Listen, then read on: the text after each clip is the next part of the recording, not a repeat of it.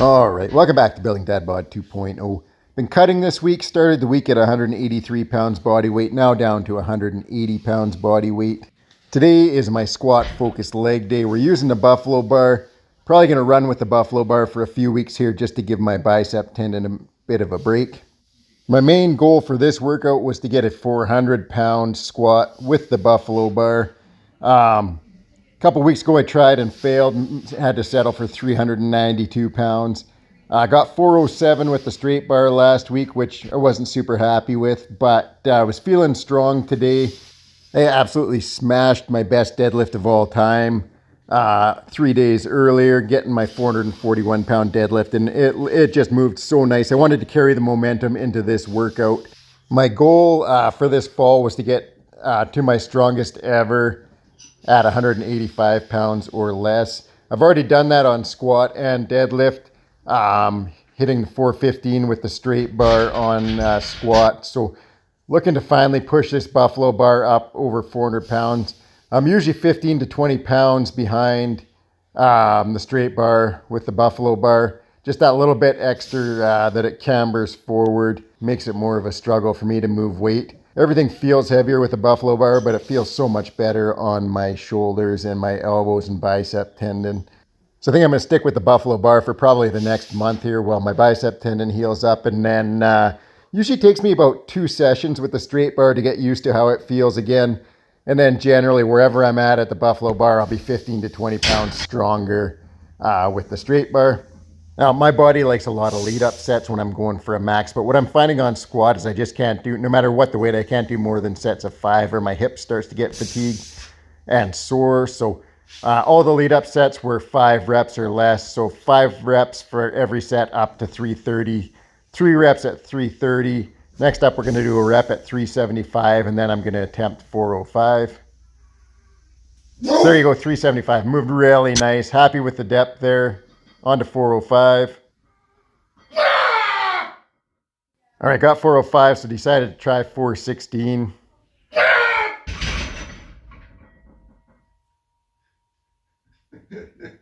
All right, so as you can see, that wasn't there. Some people say you should never fail a max. I never mind failing a max. I just don't like ending my workout on a failed lift.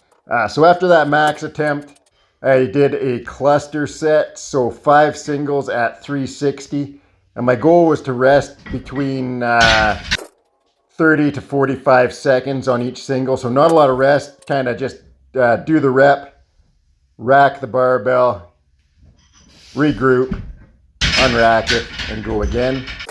So great way to get some work in, 90% of my 1 rep max with the buffalo bar. So it's good. I get 5 singles at 90% in quick duration.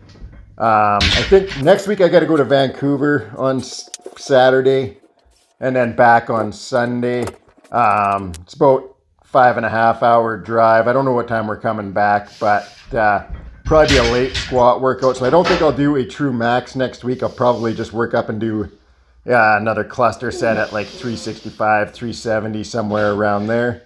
After that, on to leg press. So I'm still doing the 3 heavy sets of 5, 785 pounds today. Working to get these up over 800 pounds. And then, of course, once we're over 800, we'll just keep going. But right now, 800 is the goal.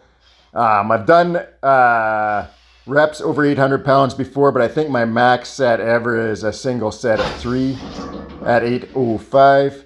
And then kind of to rehab the hip, but also to strengthen the stretched position of my hip. Do 3 sets of 12 at 515 and just partials in the stretched position here. And that's just to, just to make that hip work really hard. And I'm hoping it'll help with my, my squats as well in that deep position on squats. Just to get my body used to handling weight in that stretched position there. After that, on to accessories. So leg extensions, set of 20, I think 20, 25, I can't remember here. I just go until I can't get any more good range of motion on these. I get a few kind of like partials at the end and then on to leg curls for the hamstrings. So even though this is squat day, there's no leg day where I don't put a good amount of focus on the posterior chain. At the end of the day, having strong glutes, hamstrings, and back is more important to me than anything because it's all about longevity. After having all the back issues I had over the years, I do not want to go through that ever again. As far as reps go, I do the same thing on these as I do on the extensions. I just go until I can't get full range of motion anymore, and then I try to squeeze out a couple partial range repetitions, and then that's it. Move on to the next exercise, which was standing calf raises on the belt squat. So this is a superset. I do the leg extensions, the leg curls, toe raises, and then I start back over leg extensions, hamstring curls, toe raises. Just 2 sets there, and then I finished off with a circuit on the reverse hyper GHD where I do my razor curls, weighted back extensions, and then reverse hypers.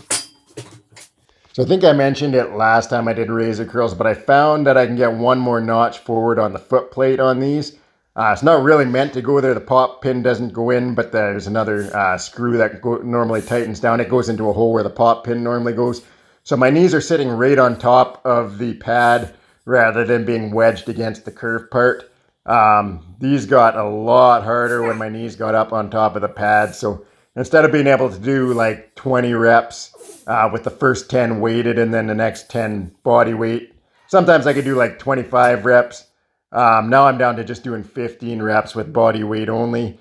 And I'm just working on getting full range of motion on those that way. Then on to the back extensions. I got to go up in weight on these a bit, but after doing the other posterior chain work, my hamstrings were absolutely just lit up at this point. So I got 20 reps there, and then on to reverse hypers. And the same thing here. I had so much lactic acid in my hamstrings at this point. These were tough. I think I got 15 reps here. That's it for the workout. Thanks for watching. Have a great night.